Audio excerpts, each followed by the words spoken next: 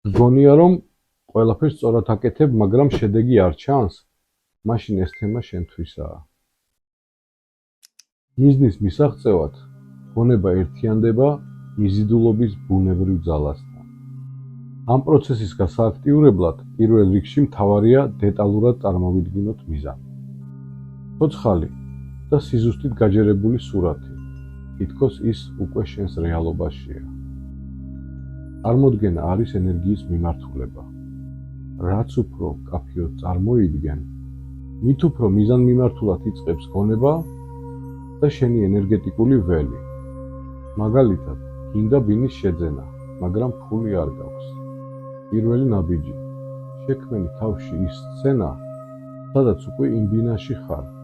იგრძენი, რა ფერის არის კედლები, რას ხედავ ფანჯრიდან და როგორ გიხარია იქ ყოფნა. ამ დროს გონება იძენს ახალ პროგრამას, რომ ეს უკვე გვაქვს. მეცნობიერი კი ეჭვობს, რომ ამას არასდროს მიგვიღწევია. ამ წინააღმდეგობის შედეგად იწყება ღრმა ძიება.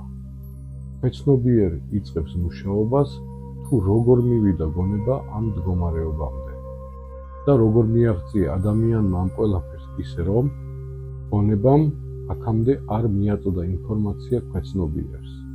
როდესაც ამ განცდას იმეორებ სიხარულის ემოციის დართვით, ქვეცნობიერი აღარ ეწინააღმდეგება ინფორმაციას და ის იწყებს გზების ძიებას მიზნისკენ. აი აქ კი ჩნდება ახალი შესაძლებლობები. შემოსავალი, დახმარება, იდეა ან სრულიად მოულოდნელი კავშირი. ამ დროს გონება გზას ხედავს, ქვეცნობიერი კი გზას ქმნის. როცა ამ ორს გააერთიანებ, მიზანი შენი რეალობის ნაწილად იქცევა.